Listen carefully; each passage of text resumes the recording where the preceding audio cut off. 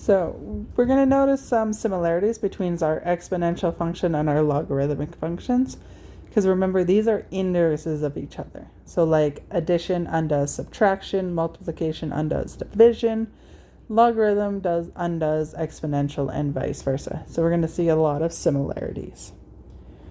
All right. In this case, you can see that we have a and b in our formula again. So in this case, a is going to tell us our y-intercept. So our y-intercept is always going to be 0, comma, whatever our a value is. B, like our logarithmic function, it's called a base. And x is your exponent. When we're dealing with exponential, our exponent is always going to be a variable. Okay. And we're going to have some common characteristics of our graphs of our exponential functions. So exponential functions are x-intercept. In this specific course, there are no x-intercepts. Our y-intercept, as we discovered up above, is going to be whatever our a value is in front of our base. So whatever our coefficient is, that is going to be our y-intercept. Domain for exponential graphs is going to be x such that x belongs to real numbers. Our range is going to be y such that y has to be greater than 0. Okay. So we have two main types of exponential graphs. We have exponential growth,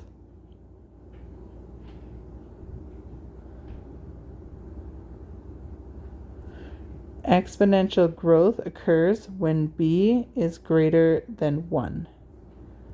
And an exponential growth function, as it says, is it grows. It starts small and it grows. So you can see if we're talking about end behavior, we start over here in quadrant 2 and we go over here to quadrant 1. So our end behavior is quadrant 2 to quadrant 1. Our other type of graph is our exponential decay.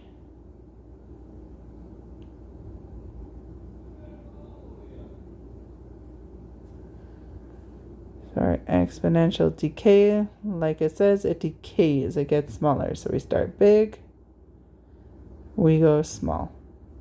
This happens when our b value is a fraction or a decimal less than 1. So if b is less than, or b is greater than 0 but less than 1. And you can see we go from quadrant 2 to quadrant 1. That doesn't change. So our end behavior in this one doesn't change. So with exponential graphs, the only thing that changes is our y-intercept. We always have to look at what is our coefficient that tells us our y-intercept. In this course, x-intercept, there's none. Domain is all real numbers. Y is greater than 0. And we're going to have exponential growth or decay, but the end behavior is always the same. I go from quadrant 2 to quadrant 1. All right. Like our logarithmic function, we also have regression modeling in exponential functions. Again, going to start off very similar. We're going to start with stat. And we're going to edit. We're going to put our x values into L1 and our y values into L2. So we're going to go stat. We're going to go edit. So in L1, we're going to put our x values. So let's say 1, 2, 3, 4, 5. In L2, we're going to put our y values, say 2, 4, 8, 16, 32. So again, when I try to graph this, you can see I have all of the stuff from my previous examples. So we're going to go into y1, we're going to clear, we're going to clear, and we're going to change my windows. So my x min, well, I started at 1, so let's say 0. I ended at 5, so let's say 10. Remember, you always want to be a little bit smaller than your smallest x value and a little bit bigger than your biggest x value. Let's count up by ones. This one I went from 2 to 32, so let's go from 0 to 40, and let's count up by 5s. So now when I graph this, I should be able to see all my data points. So you always want to edit your windows to see your graph. And use your table of values to help you. Once we have the stat plot entered and we can see our stat plot, remember we're going to go back into stat. Now we're going to scroll over. So we're going to go stat, we're going to scroll over to calc, and we're going to go find the exponential. So it's 0, exponential regression. Again, don't change the L1, the L2, the frequency list. The only thing we want to do is store our regression. So we're going to store reg. Remember, this was just alpha trace, enter. So we're going to go alpha trace, enter.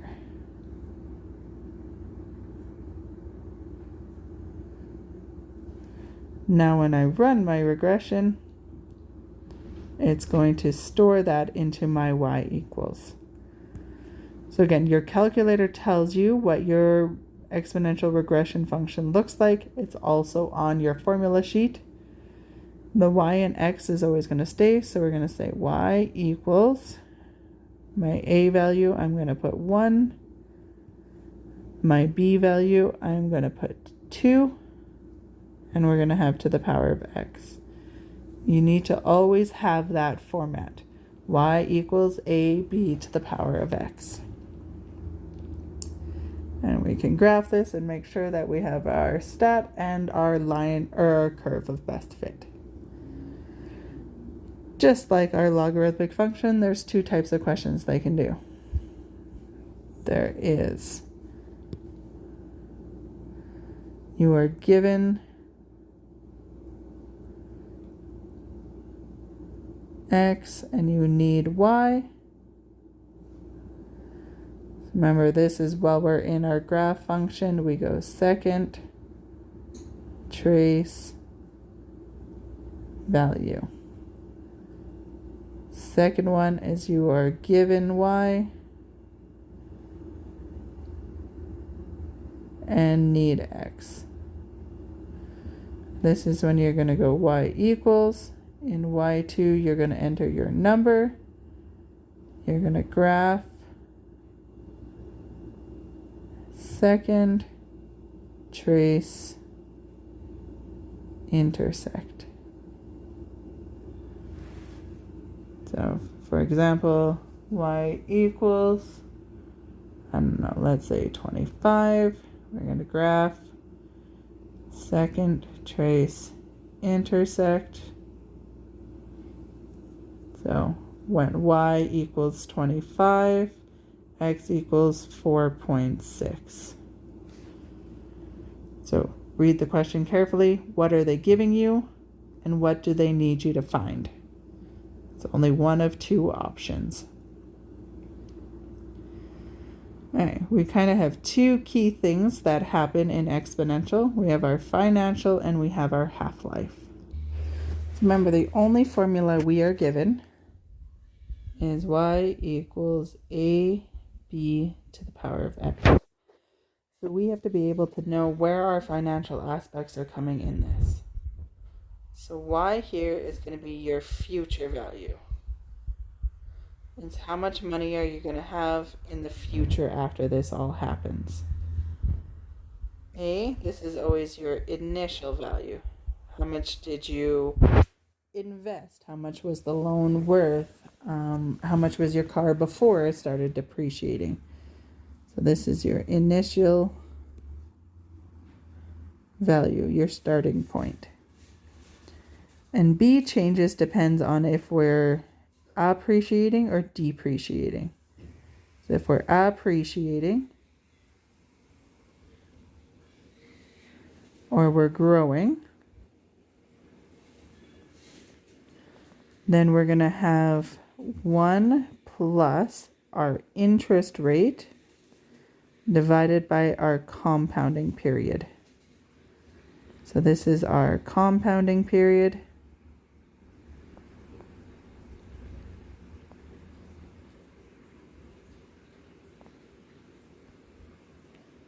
Let me make that a little nicer.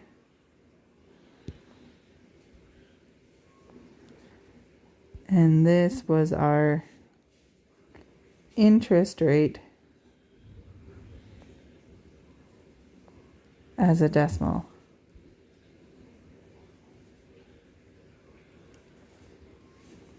All right. The other way we can do is sometimes we depreciate. You know that saying when you drive a car off the lot, it's worth half as much? That is a depreciate. Depreciate is 1 minus your interest rate, because you always want to calculate this as the percent you keep. So if your thing depreciates 5% every year, that means you keep 95% of the value. And just like with appreciate, this is always as a decimal.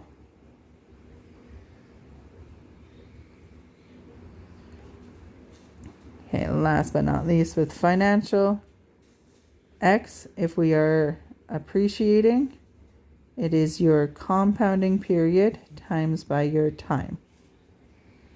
So again, N is your compounding period, T is your time.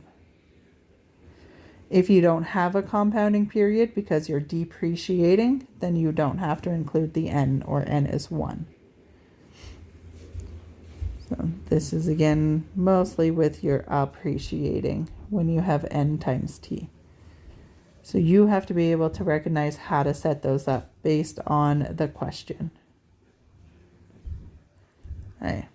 Half-life. This one's a little less common on the diploma, and usually they give you the formula. But again, we have to build it off of y equals ab to the power of x. A lot of similar things with your finance. This is still your future amount. So it's how much, radium are you going to have left after 1,000 years. This is still your initial value.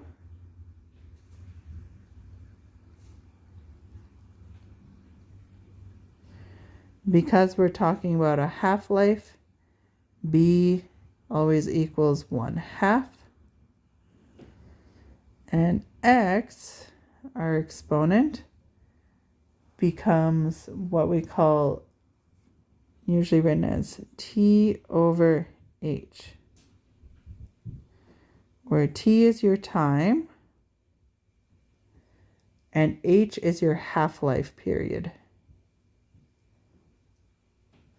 So if every 30 days we get half as much as we started, our H would equal 30.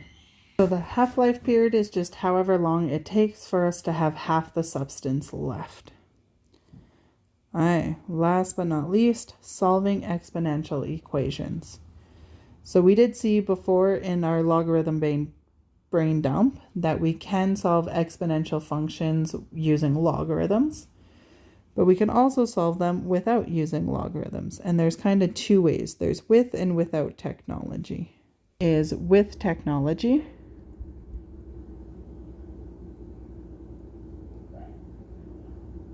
So that is using our graphing calculator. So let's say I have the function 11 to the x minus 8 minus 5 equals 54. So how we're going to solve this with our graphing calculator is y1, we're going to equal 11 to the x minus 8 minus 5. And in y2, we're going to equal 54. So you're going to want to make sure that your stat plot and everything is off from our regressions. We don't want any of that anymore. So we're going to go y equals, we're going to have 11 to the power of x minus 8 minus 5. And in y2, we're going to have 54. Graph. All right. So we need to be able to clearly see this intersection. So I can almost see it here, but it looks like I need to make my x max a little bigger. So let's say this is 15. We're going to graph that again. All right, now I can clearly see that intersection. So you need to be able to see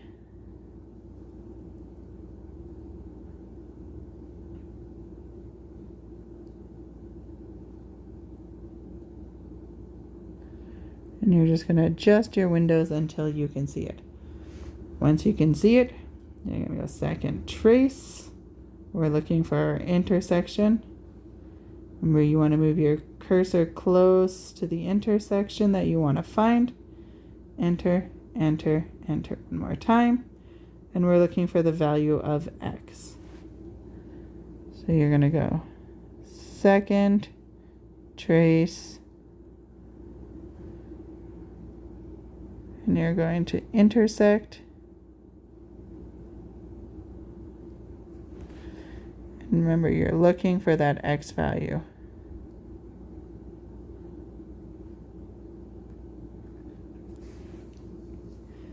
All right.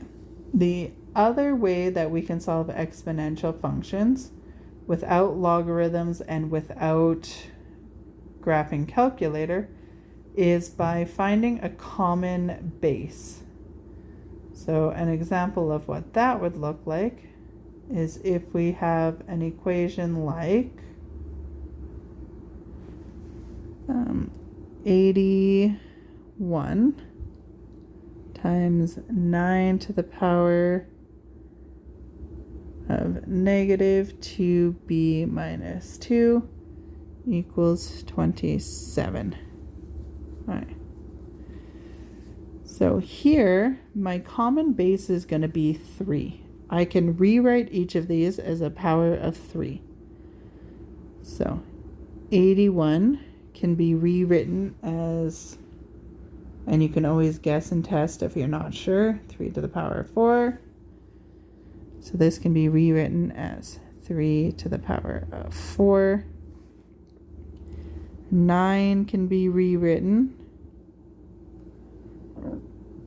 as 3 to the power of 2. Still have the negative 2b minus 2. And 27, well, let's see, 3 to the power of 3.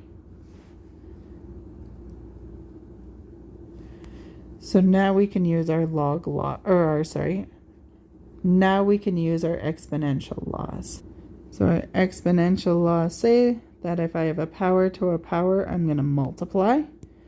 And we are going to have to distribute this 2 into each of these. So this is going to become 3 to the power of 4. 2 times negative 2, that's going to be negative 4b minus 4. It's going to equal 3 to the power of 3. Our next exponent law says that if I have two things being multiplied, I can add my exponents together. So this is going to become 3. And it's going to be negative 4b minus 4 plus 4 equals 3 to the 3. So negative 4 and plus 4, those are going to cancel out. So we have 3 negative 4b equals 3 to the 3. Now that we have a common base, we can just equate our exponents together. Base is already equal. Now we need to make our exponents equal. So we're going to just say negative 4b equals 3. Divide each side by negative 4. b equals negative 3/4. So this is how we can solve without technology using the method of common base. Of course, if you can't get a common base, then you're either going to do it with technology or using logarithmic functions. Okay, there's our dump for exponential. Good luck with the practice questions.